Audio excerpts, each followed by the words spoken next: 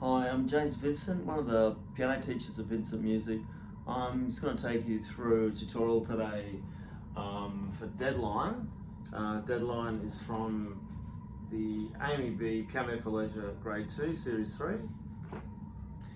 And I'll play it for you first, and then we can break it down.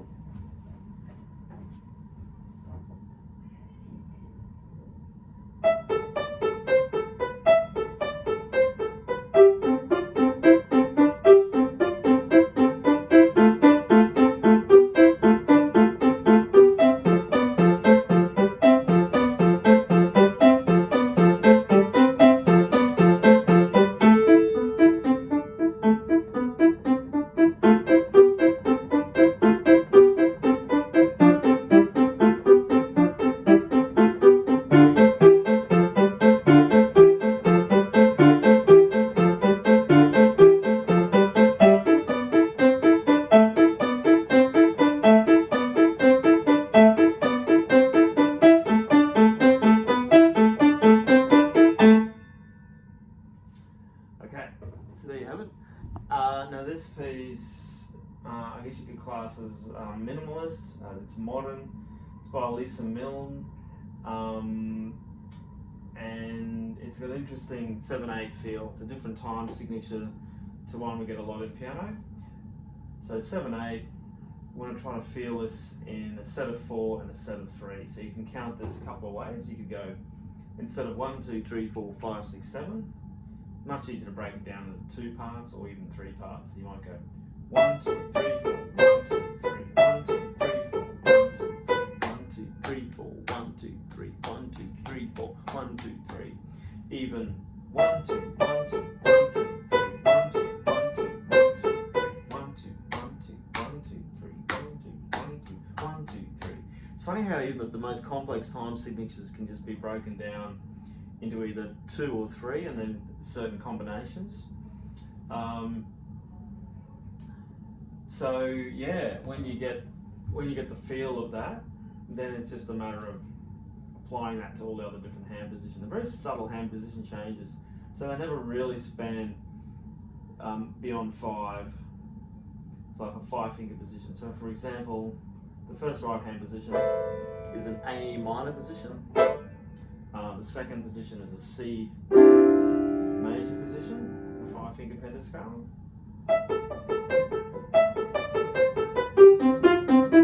It's for the left hand. They work in parallel here. And then you move to an F position in the right and an A minor position in the left. And then a bar 7.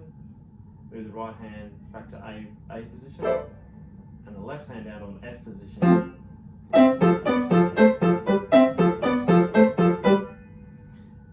Bar 11, you then in an A position in the left hand, and the right hand joins in an F position.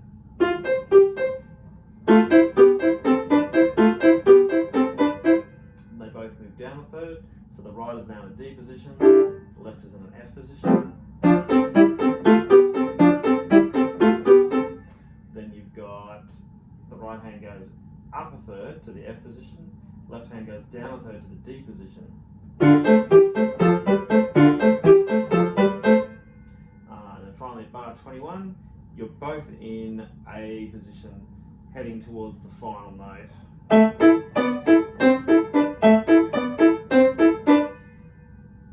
Very last bar, the right hand jumps up to a top A, which matches the left hand A.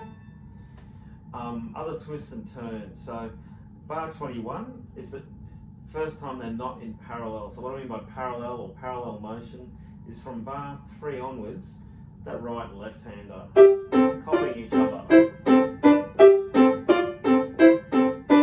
in terms of hand shape and intervals. So you'll notice that like the top note of each position, in bar 3, you then go to the bottom note of each position.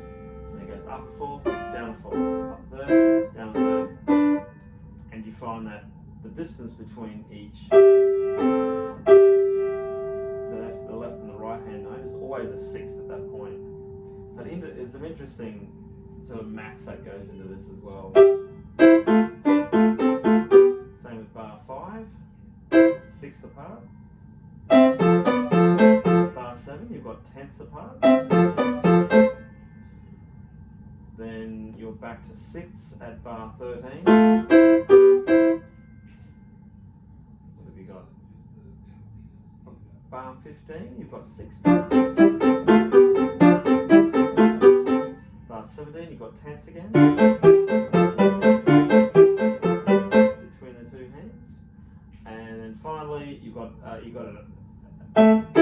this sort of opposite direction, sort of a mirror image. So bar 21, your fingers are copying each other. Bar 21, start on your pinkies, go onto your thumbs.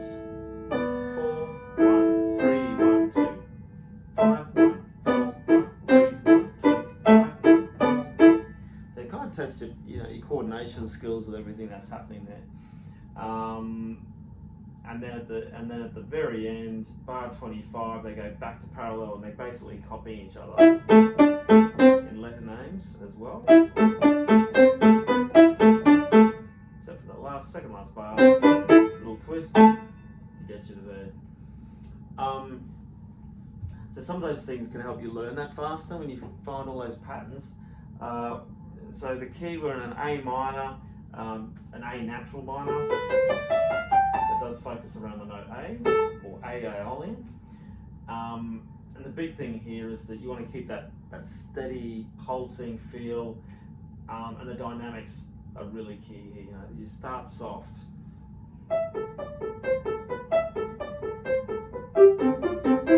tension builds a bit, and then at bar 5 you get a little bit louder, mezzo piano, and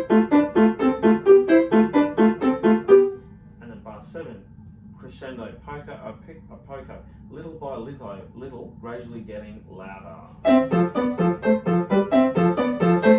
Building up. Whoops. Up to that 14, makes it kind of exciting. Bar 11, you've got that sforzando with the accent, and then immediately after, the left hand's coming through to quite a volume. So that's a nice surprise, a dynamic surprise.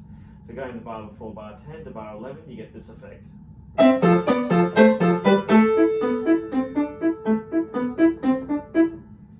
soft and then building a little bit louder again at bar 13. What is that? Again.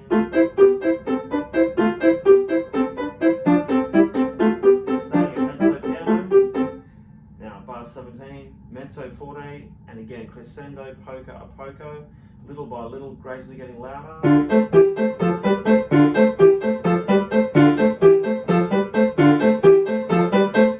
Remember to build here, because the 21, you're fortissimo, so you can really build quite fast here up to this point.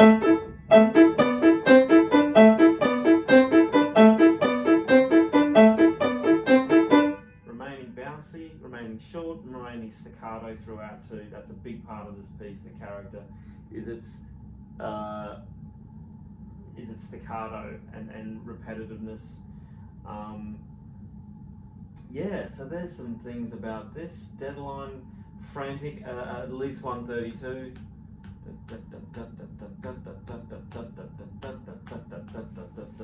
And yeah, very anxiety inducing, very like something, a sense of fate, like something's going to happen, which is the classic, depicts the title, the deadline depicts that title, the deadline depicts that mood, I should say, perfectly. So there you have it, Elisa Milne's Deadline. I hope you enjoyed, hope that was helpful, and yeah, I'll catch you for another tutorial next time.